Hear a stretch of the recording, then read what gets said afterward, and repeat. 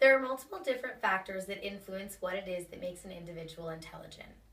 Yet the most widely accepted theory when measuring human intelligence is the Wechsler Adult Intelligence Scale, better known as the IQ test.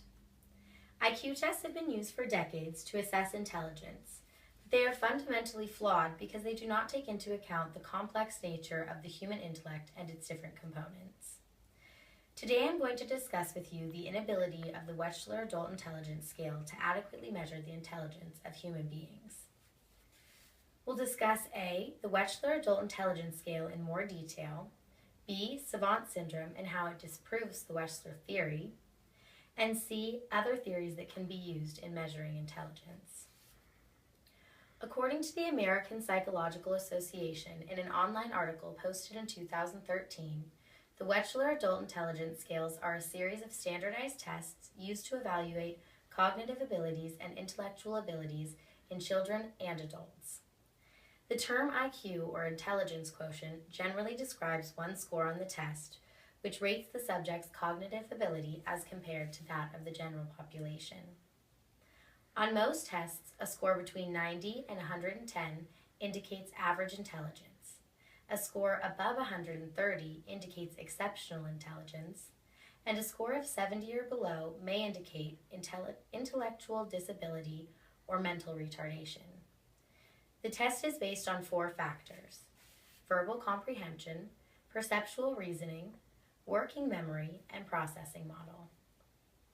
According to an online article posted in the Telegraph titled, "IQ Tests Do Not Reflect the Intelligence" by Nick Collins, for more than a century our intelligence quotient has been used to measure how clever people are. But the scale has been dismissed as a myth by scientists who found out that our intelligence can only be predicted by combining results from at least 3 tests of our mental agility. Different circuits within the brain are used for different thought processes, meaning separate tests of short-term memory, reasoning, and verbal skills are needed to measure someone's overall intelligence. Dr. Roger Highfield, a Telegraph columnist, said, when you come to the most complex known object, such as the human brain, the idea that there is only one measure of intelligence. Kim Peek has really earned his nickname Kimputer. Kim remembers everything as pure, unfiltered data, like a computer does. The real Rain Man knows 2,000 years of calendar dates, all the dialing codes and highway systems in the USA, all the historic dates in the world, and every tune he's ever heard. There are over 200 boxes worth of books stored on his brain's hard drive.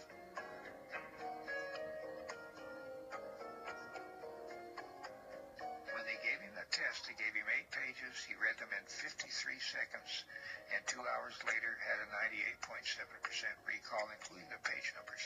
So he got them all in order. So there's something in his optical system allows him to put things in order when he's reading. I asked if I could take the same test because his brain was the only thing anybody studied. It took me 23 minutes to read what he read in 53 seconds, and I had a 45% recall, which was normal. At about 16 months, was the first time he noticed he would be able to read, and enjoyed that. But when he was born, and at 9 months we took him for a physical recommendation of the doctor, and they told us that he was severely mentally retarded. He would never be able to learn. He would never be able to walk. We should institutionalize him and forget about him. Savant syndrome is a condition in which an individual has astonishing ability, brilliance, or talent despite developmental disabilities that can include autism, intellectual disability, or brain injury. People with savant syndrome typically score poorly on intelligence tests, but have specific talent or skill for which they are exceptional. According to the Wisconsin Medical Society in an online article by Daryl A. Treffert, it is true that most savants have measured IQs between 50 and 70. One reason for this is that IQ measurement depends so heavily upon verbal skills, and many savants have language or verbal deficits. A second reason for low IQ scores among savants is that IQ tests only measure one facet of intelligence. But savants point out that there are multiple forms of intelligence within all of us. Within all of us, there resides series of separate intelligences. The existence of multiple intelligences has profound implications for better understanding and approaching savant syndrome.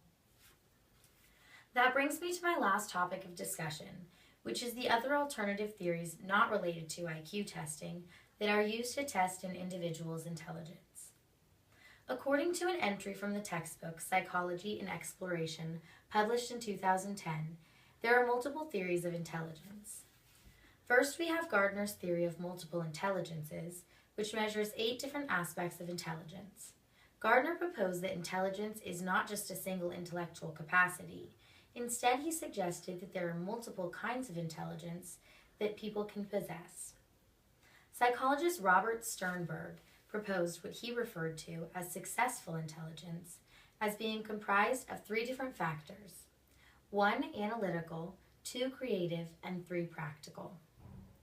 Lastly, we come to the nature versus nurture theory, which states that 50% of one's intelligence is inherited, and the other 50% has to do with the environmental factors of where one was raised. In an article published in the American Psychological Association's report, titled Intelligence, Knowns and Unknowns, it states that if a person isn't given a certain level of responsible care when they are a child, their intelligence levels can be greatly affected later in their lives. So today we discussed the inability of IQ testing to measure a human's intelligence. We looked at savant syndrome and how its unique nature disproves the Wechsler theory. We also learned that there are multiple different theories that can prove intelligence in humans, and that intelligence is not simply just a single intellectual capacity, and that it is influenced by many factors that are in our surroundings and that are within ourselves. As I said before, IQ tests have been used for decades to assess intelligence, but they are fundamentally flawed because they do not take into account the complex nature of the human intellect and its different components.